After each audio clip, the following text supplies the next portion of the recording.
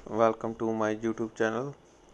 दोस्तों, आज की इस वीडियो में हम जो हमारे प्रीवियस ईयर क्वेश्चन पेपर है उसको हम डिस्कस करने जा रहे हैं।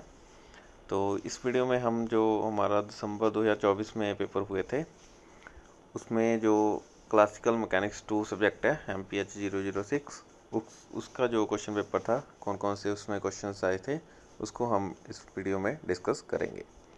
तो जो स्टूडेंट्स चैनल पर न्यू है उनसे गुजारिश है कि मेरे चैनल को सब्सक्राइब कर लीजिए। आपको चैनल पर इग्नू MSc फिजिक्स से रिलेटेड सभी तरह की इन्फॉर्मेशन, ऑल सब्जेक्ट्स के जो इम्पोर्टेंट टॉपिक्स हैं वो मिल जाएंगे, और इसके साथ साथ जो लास्ट टाइम क्वेश्चन पेपर आए हैं उनका जो डिटेल में एनालिसिस किया हुआ वीडियोस आपको मिल जाएगा। तो जो भी स्टूडेंट्स इग्नू से MSc फिजिक्स कर रहे हैं और अपनी एग्ज़ाम के लिए प्रिपेयर कर रहे हैं उन लोगों के लिए ये वीडियोज़ यूज़फुल है। आप जो पुराने क्वेश्चन पेपर आए हैं उनको अच्छे से करें, और साथ ही साथ मैंने चैनल पर वीडियो डाली है जिसमें मैंने इम्पोर्टेंट टॉपिक्स बताए हैं सभी सब्जेक्ट्स के, उन वीडियो को देखकर तैयारी करें। तो चलिए दोस्तों, आज का हम वीडियो में शुरू करते हैं। MPH 006 subject classical mechanics 2। तो बेसिकली दोस्तों, जैसे कि आपको पता है कि ये आपका 4 क्रेडिट का पेपर है, तो इसमें मैक्सिमम मार्क्स कितने रहेंगे 50। तो 50 मार्क्स का ये आपका क्वेश्चन पेपर रहने वाला है। इसको करने के लिए आपको 2 घंटे का समय दिया जाएगा। तो मिनिमम पासिंग स्कोर दोस्तों आपको पता ही है कि आपने 14% स्कोर करना होता है। तो 50 में से कम 20 मार्क्स आपको लेने पड़ेंगे। तो पासिंग मार्क्स आपका कितना रहने वाला है 20। तो कम से कम 20 मार्क्स आपने स्कोर करना है। तो सबसे पहले उन्होंने एक नोट बताया है। नोट में क्या है, अटैम्प्ट एनी 5 क्वेश्चंस। तो आपको 5 क्वेश्चंस ही करने हैं। तो काफ़ी ज़्यादा इंटरनल चॉइस आपको जहाँ पर मिल जाएगी जिसका आपने बेनिफिट लेना है, और अपने जब भी आपने प्रिपेयर करनी है तो इस बात को ध्यान रखना है। तो जो टॉपिक आपको डिफ़िकल्ट लगते हैं उनको आप छोड़ सकते हैं। और साथ ही साथ दोस्तों, इसमें एक इम्पॉर्टेंट बात कि आप कैलकुलेटर अपना साथ लेकर जा सकते हैं, क्योंकि आपको कुछ ना कुछ न्यूमेरिकल पोर्शन दिया होगा जिसको आपने कैलकुलेट करना होगा। तो उस कैलकुलेशन के लिए आपको जो भी अपना कैलकुलेटर है उसकी ज़रूरत पड़ेगी। तो ये थी कुछ जनरल इंस्ट्रक्शंस। तो चलिए देखते हैं अभी इसमें कौन कौन से क्वेश्चन आए थे हमारे पास। तो चलिए, हमारा फर्स्ट क्वेश्चन हम देख रहे हैं। फर्स्ट क्वेश्चन दोस्तों बेसिकली 10 मार्क्स का रहने वाला है। क्या है, consider a particle of mass m moving in a centre potential Br describe by the Lagrangian. Lagrangian हमें दिया गया है L is equal to 1/2 mr² minus Br। Show that the z component of angular momentum is conserved if the rotation is along z axis। तो दोस्तों हमें लग्रांजियन system का दिया गया है। हमने शो करना है कि इसका जो z कंपोनेंट है एंगुलर मोमेंटम का, वो जब भी हम रोटेशनल ऑपरेटर रोटेशनल जो हमारा फंक्शन है उसको हम इस पर अप्लाई करेंगे तो वो क्या रहेगा, कंजर्व रहेगा। तो दोस्तों बिल्कुल इसी तरह से सेम ही एक जैसे ये एंगुलर मोमेंटम वाला क्वेश्चन है, और उससे पहले जो पेपर आए थे उसमें लीनियर मोमेंटम से रिलेटेड भी एक क्वेश्चन आता है।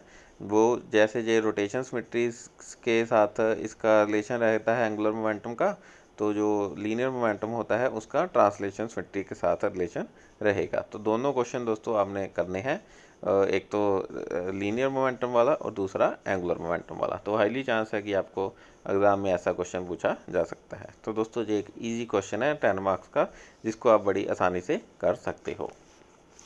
तो चलिए देखते हैं next second question. Second question में दोस्तों बेसिकली 5-5 मार्क्स के 2 पार्ट हैं, ए और बी पार्ट।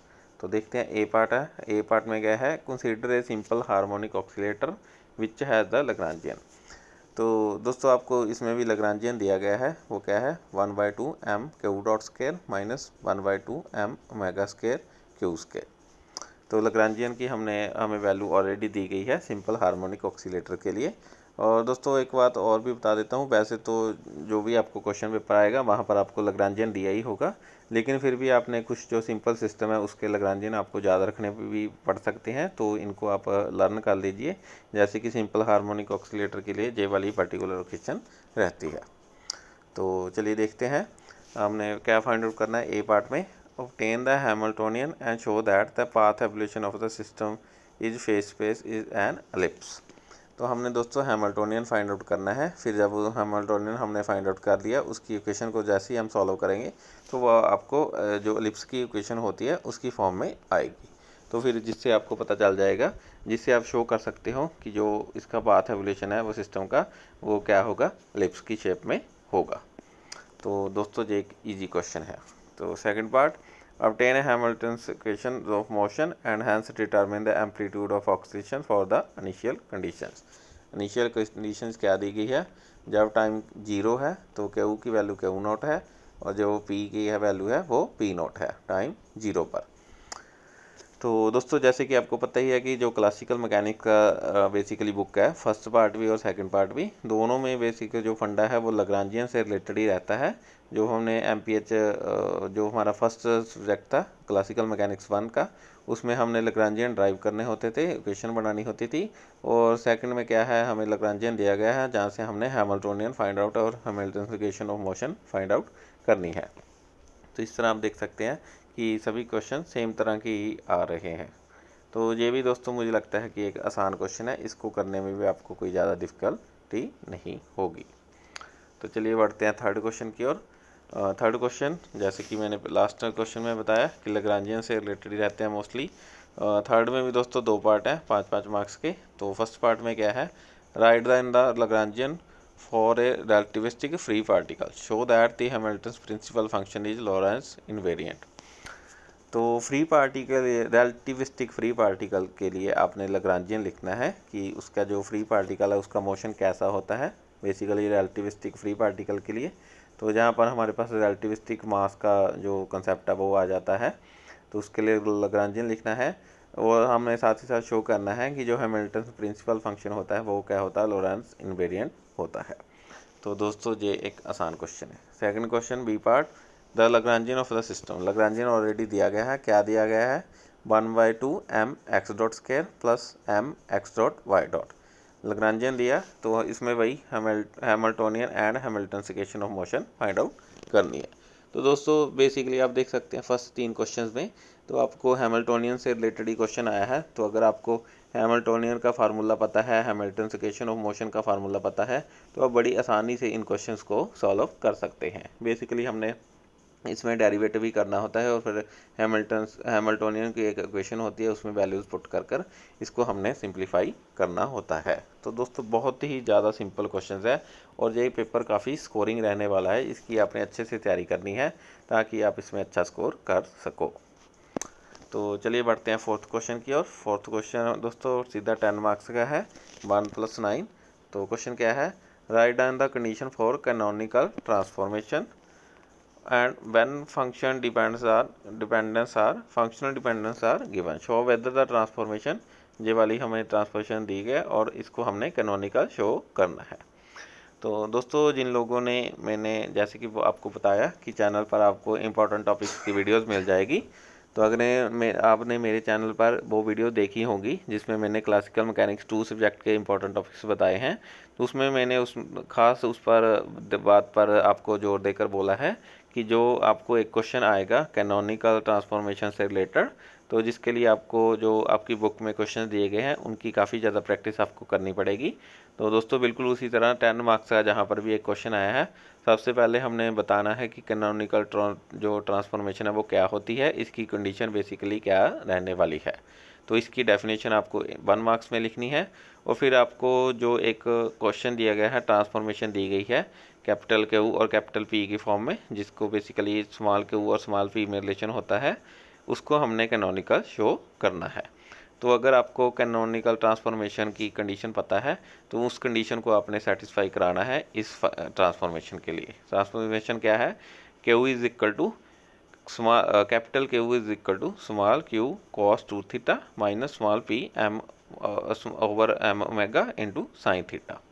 और इसी तरह आपकी जो कैपिटल P है that is equal to m omega small q sine 2 theta plus small p cos 2 theta. इसको हमने कैनोनिकल शो करना है। तो सिंपली आपने कैनोनिकल ट्रांसफॉर्मेशन की डेफिनेशन, उसकी कंडीशन और उस कंडीशन को सेटिस्फाई कराना है, जिससे आप इसमें से 10 मार्क्स स्कोर कर सकते हो। दोस्तों एक बात और, जिसमें जैसे ये वाला क्वेश्चन है जिसमें आपने किसी चीज़ को शो करना होता है या प्रूव करना होता है, तो दोस्तों इसमें आप पूरा स्कोर कर सकते हो। तो जैसे इसमें आपने कोई वैल्यू शो करनी है, जैसे कि कैनोनिकल ट्रांसफॉर्मेशन को शो करना है, तो अगर आपने इसको शो कर दिया तो आपको इसमें पूरे से पूरे मार्क्स मिल जाएंगे। और अगर जैसे कुछ और क्वेश्चन होते हैं जिसमें आपने कुछ वैल्यू कैलकुलेट करनी है तो उसमें कुछ ना कुछ मार्क्स काटे भी जा सकते हैं अगर आपने कोई स्टेप पूरा नहीं किया। लेकिन जहां आपने किसी चीज़ को प्रूव करना है तो वहां पर तो चांस ही नहीं बनता कि कोई मार्क्स कटे। तो अगर आपने सभी स्टेप्स फॉलो किए और कंडीशन को फॉलो कर कर प्रूव कर दिया तो आपको 10 में से 10 मार्क्स इसमें से मिल जाएंगे। तो दोस्तों ये एक सिंपल क्वेश्चन है। तो चलिए बढ़ते हैं हम फिफ्थ क्वेश्चन की ओर। फिफ्थ क्वेश्चन दोस्तों इसमें दोस्तों हमारे पास जो फर्स्ट पार्ट है वो 6 मार्क्स का है। 6 मार्क्स का पार्ट के लिए क्या दिया गया है, consider a particle of mass m in a uniform gravitation field g, the Hamiltonian of the system is given by. Hamiltonian क्या दिया गया है, h is equal to P square over 2m plus M G Q, using the generating function f2 Q p is equal to 2/3 2m square g इसकी power 1/2 दी गई है, फिर p minus Q की पावर 3/2 दी गई है। तो फाइंड आउट क्या करना है, ऑब्टेन द न्यू हैमिल्टोनियन के क्यू पी। तो हम दोस्तों जो पहले एच हैमिल्टोनियन दिया गया था इसका हमने जनरेटिंग फंक्शन के कंसेप्ट को यूज़ कर कर न्यू हैमिल्टोनियन के आपने फाइंड आउट करना है कैपिटल क्यू और कैपिटल पी की फॉर्म में। तो दोस्तों जैसे कि मैंने लास्ट वीडियोस में जिसमें हमने इंपॉर्टेंट टॉपिक्स मैंने आपके साथ शेयर किए हैं उसको आप जाकर देखें। वीडियो के डिस्क्रिप्शन में भी आपको मैं लिंक डाल दूंगा।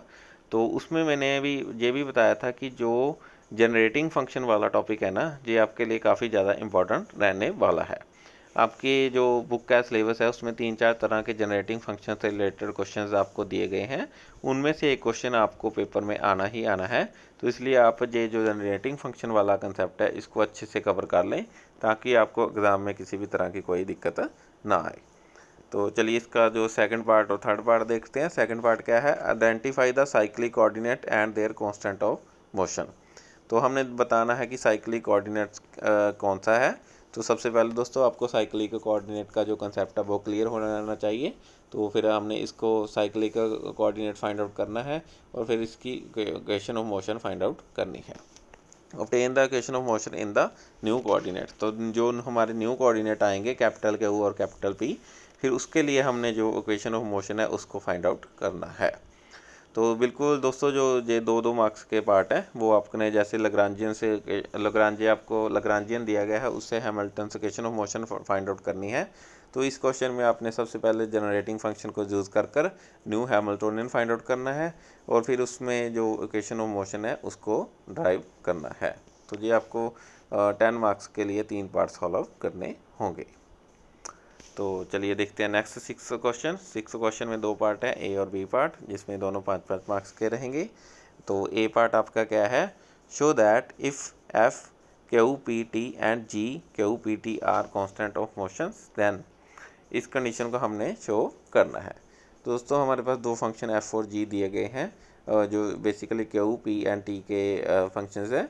तो हमने जो एक कंडीशन है d/dt F G is equal to 0, इसको हमने सेटिस्फाई करना है, शो करना है। इसका नेक्स्ट पार्ट देखते हैं, consider a transformation capital Q is equal to P small Q to alpha and जो कैपिटल पी है that is equal to B Q minus alpha minus 1, where alpha and beta are constants. Using Poisson's effects, obtain the value of alpha and beta such that the transformation is canonical. तो दोस्तों जैसे कि मैंने आपको important topics में बताया है कि कैनोनिकल ट्रांसफॉर्मेशन वाला कंसेप्ट इंपॉर्टेंट है। तो कैनोनिकल ट्रांसफॉर्मेशन को सॉल्व करने के लिए आपके पास एक कंसेप्ट आता है पॉइजन प्रोडक्ट का, उनको हमने यूज़ कर कर हमने अल्फ़ा और बीटा की वैल्यू फाइंड आउट करनी है जब कि हमको जो ट्रांसफॉर्मेशन है वो ऑलरेडी कैनोनिकल दी गई है। तो पॉइजन ब्रैकेट की दोस्तों कंडीशन को आपने यूज़ करना है कि जो पॉइजन ब्रैकेट है उसमें कौन सी कंडीशन रहती है जब ट्रांसफॉर्मेशन कैनोनिकल हो। तो उसके इक्वल हमने वैल्यूज़ रखनी है क्यू और पी की, और फिर इसको हमने जब सॉल्व करेंगे तो आपके पास अल्फ़ा और बीटा की वैल्यू आ जाएगी। दोस्तों बिल्कुल इसी तरह का क्वेश्चन जो जून 2024 में पेपर हुए थे फर्स्ट टाइम, उसमें भी आया था जिसमें हमने ऐसे ही वैल्यू फाइंड आउट करनी थी। तो दोस्तों पूरा जो आपका 6th क्वेश्चन है वो बेसिकली पॉइजन ब्रैकेट से रिलेटेड है। तो पॉइजन ब्रैकेट वाला कंसेप्ट जो आपने अच्छे से करना है, इंपॉर्टेंट टॉपिक्स में भी मैंने इसके बारे में बताया है कि आप ये टॉपिक ज़रूर करें। तो दोस्तों बेसिकली इसमें हमने देखे कि एक तो आपका कैनोनिकल ट्रांसफॉर्मेशन वाला टॉपिक, एक रीजनरेटिंग फंक्शन वाला टॉपिक और एक फिर पॉइजन ब्रैकेट से रिलेटेड आपका टॉपिक, और साथ ही साथ जो आपका लैग्रांजियन लिखना और फिर Hamilton's equation of motion find out करना, उनको सिंप्लीफाई करना, ये वाले टॉपिक आपके इस पेपर के लिए इम्पोर्टेंट रहेंगे। तो चलिए देखते हैं next seventh question. Seventh question में क्या है, consider a particle of mass m falling vertically in a uniform gravitational field G. The Hamiltonian of the system is given by, that is equal to h is equal to p square over 2m plus mgz. Using Hamilton-Jacobi equation obtain z as a function of time t. तो ये 10 marks का दोस्तों question है जिसमें आपने Hamilton Jacobi equation को use करना है। तो बेसिकली जो हैमिल्टन जैकोबी इक्वेशन होती है उसकी ये एप्लीकेशन है, ये वाला क्वेश्चन, जिसको यूज कर आपने शो करना है। अब जेड की वैल्यू फाइंड आउट करनी है जो कि क्या होगी, फंक्शन ऑफ टाइम होगी। तो इस तरह ये आपका 10 मार्क्स का क्वेश्चन रहेगा। तो चलिए दोस्तों बढ़ते हैं लास्ट क्वेश्चन की ओर। जो आपका लास्ट क्वेश्चन है वो इनर्शिया टेंसर से रिलेटेड है। दोस्तों जैसे कि आपको पता होगा कि जो आपकी जो क्लासिकल मैकेनिक्स 2 की बुक है, इसमें जो लास्ट वाला ब्लॉक है जो बेसिकली पीडीएफ वर्जन में नहीं है, वो आपको वीडियो लेक्चर से या किसी और बुक में से करना होगा। उसमें से ये आपका टॉपिक है मूवमेंट ऑफ इनर्शिया वाला।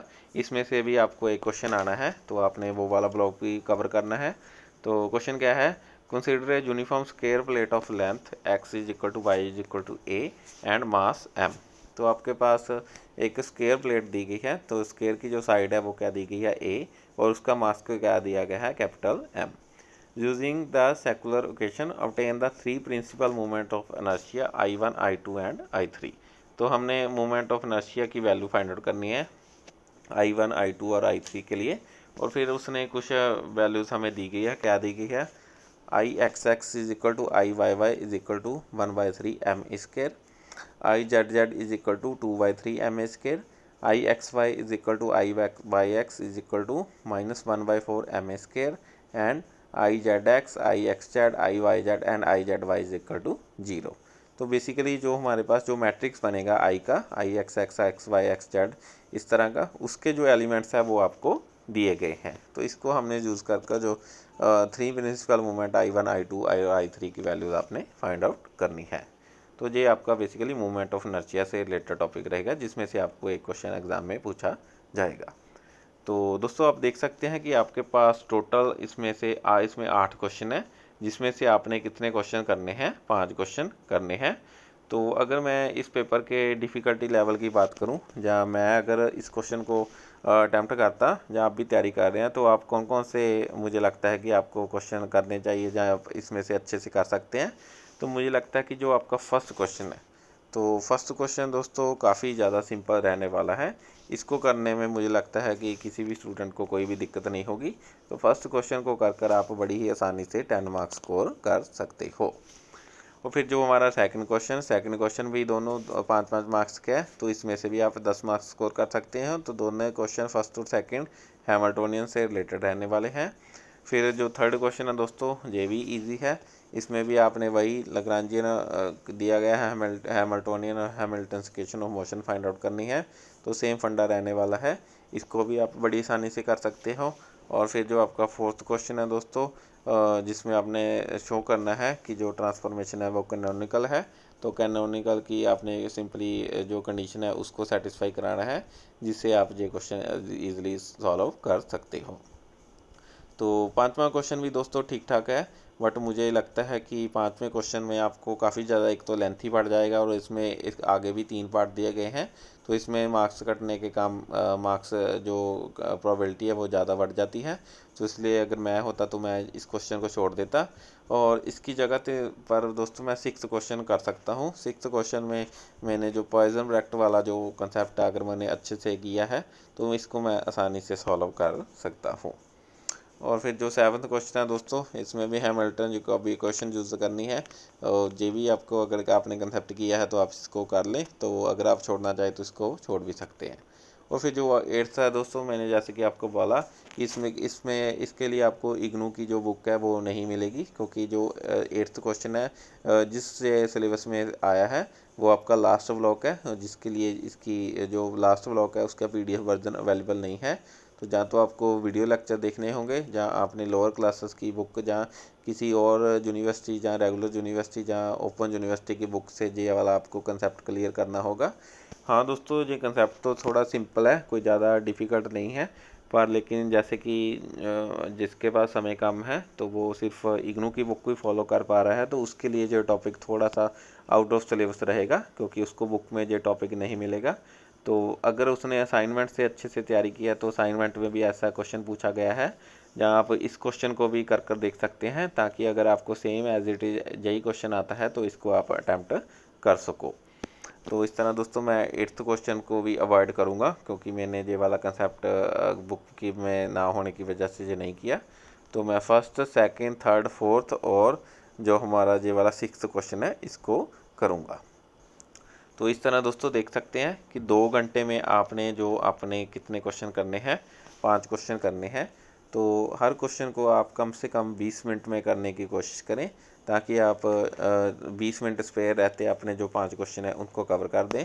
तो इस तरह अगर 20-20 मिनट हर क्वेश्चन को दोगे तो आप बड़ी ही आसानी से ईजिली जो अपना टाइम पर जो पेपर है उसको अटैम्प्ट कर सकोगे।